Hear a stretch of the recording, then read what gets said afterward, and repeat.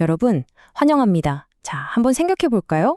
성공의 종점에 딱 섰을 때, 바로 그 눈부신 성공이 오히려 자신을 파멸로 이끄는 독약이 되어버린다면 어떨까요?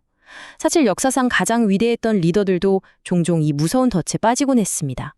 오늘 이 해설에서 우리가 깊이 파헤쳐볼 이야기가 바로 그런 내용인데요.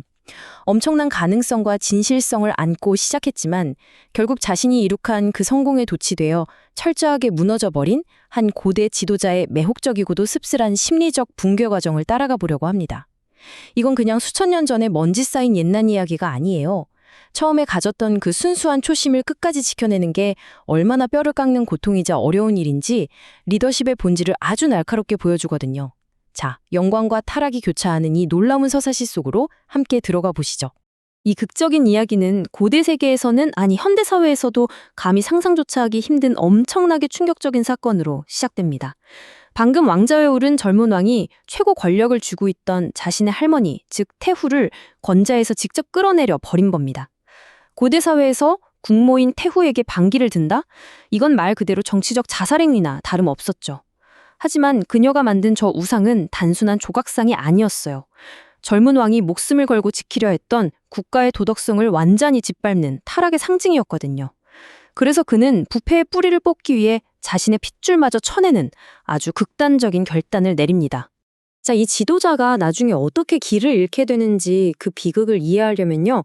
먼저 그가 급진적인 개혁가로 불리던 시절, 그러니까 전통을 넘어선 신앙을 보여주며 타협 없이 맹렬하게 나아갔던 초기 통치 시절을 꼭 짚고 넘어가야 합니다.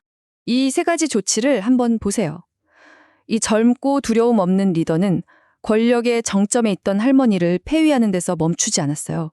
혐오스러운 우상을 갈기갈기 찢어서 기드론 시냇가로 끌고 가 잿더미로 만들어버렸고 온 나라에 독버섯처럼 퍼져있던 우상 숭배자들을 가차없이 국경 밖으로 내쫓아버렸습니다. 이건 단순한 개선이 아닙니다. 썩어빠진 현상 유지를 완전히 박살내고 나라의 근간을 밑바닥부터 다시 세우려는 그야말로 엄청난 혁명이었던 셈이죠. 이것이 바로 혈연보다 앞선 신앙이 무엇인지 보여주는 대목입니다. 물론 그렇게 나라 전체의 가치관을 재정립하기 위해 치러야 했던 청렴의 대가는 개인적으로 엄청났지만요. 여기서 우리가 진짜 주목해야 할 극명한 대비가 나오는데요. 막강한 권력을 쥐고 있던 할머니를 내친 건 얄팍한 권력 투쟁이 절대 아니었어요. 가족이라는 그 끈끈한 혈육의 정, 그리고 태후가 가진 거대한 정치적 자산을 단숨에 포기한다는 건 엄청난 고통이었을 겁니다. 하지만 그는 그 모든 걸 희생하는 대신 국가 전체의 영적인 건강을 온전히 선택한 거예요. 가장 가까운 가족과의 관계조차 포기할 만큼 순수한 신앙과 진실성이 그에겐 절대 타협할 수 없는 1순위였던 겁니다. 이런 뼈를 깎는 결단력 덕분에 고대 역사 기록은 그의 초기 통치를 고대 이스라엘 리더십의 절대적인 황금 기준과 명확하게 연결짓습니다. 여호와 보시기에 정직하게 행했다는 이 묘사는요, 불의와는 절대 타협하지 않는 그의 순수한 열정을 여실히 증명해주는 최고의 찬사였죠. 여기까지는 정말 완벽하고도 찬란한 시작이었습니다. 그런데 말입니다.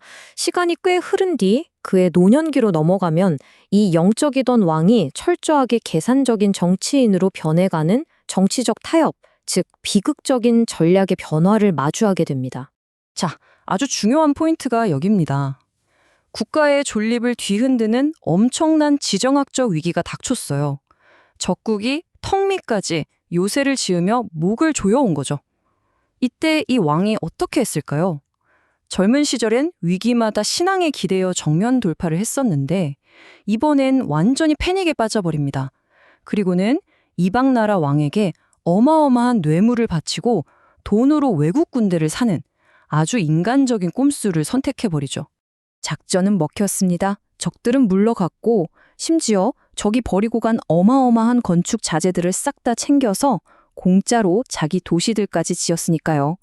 서류상으로만 보면 이거야말로 진짜 기발하고 완벽한 전술적 대승리죠. 백성들도 환호했겠죠.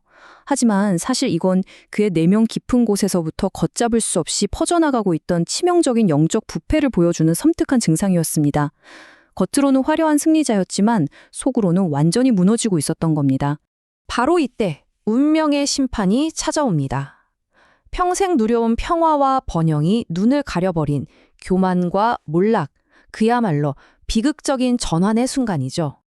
기가 막힌 묘수로 이겼다며 한껏 자만하고 있던 왕에게 신이 보낸 선견자가 찾아와 뼈를 때리는 직구를 날립니다.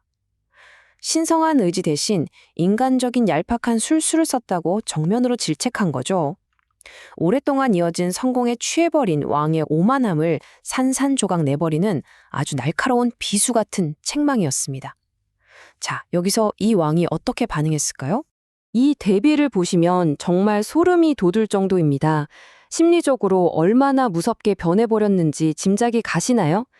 진리를 지키기 위해 혈육마저 끊어내던 그 강직하고 겸손했던 젊은 왕은 이제 세상에 없습니다.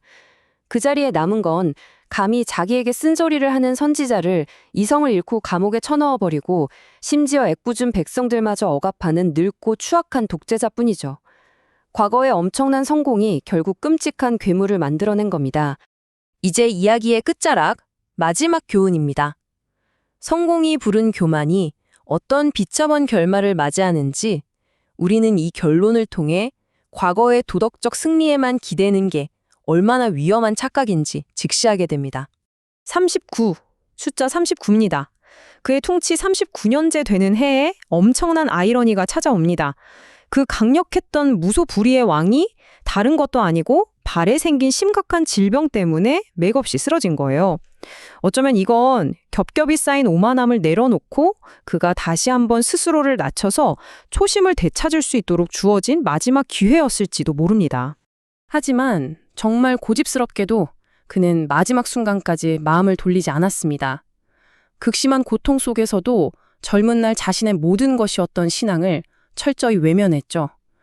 대신에 당시의 주술적 행위를 겸하던 고대 세속 의원들에게만 온전히 목숨을 맡깁니다. 한때 우상을 때려 부수며 나라를 정화했던 바로 그 손으로 말이죠. 자신이 그토록 혐오했던 주술에 구걸하며 결국 스스로 쌓아올린 오만의 감옥에 갇혀버린 겁니다. 숫자 2. 그렇게 참으로 길고도 비참한 2년이라는 시간이 흘렀습니다. 2년 내내 병상에서 신음하다 결국 생을 마감했는데요. 자신의 인생을 반성하기엔 결코 짧지 않은 시간이었음에도 불구하고 단 한 번도 예전의 그 헌신적이고 위대했던 모습으로 돌아가지 않았습니다. 참 씁쓸하죠. 오늘 이 해설을 마무리하면서 여러분께 묻고 싶습니다. 아사왕의 이 비극적인 궤적을 보시면서 어떤 생각이 드시나요?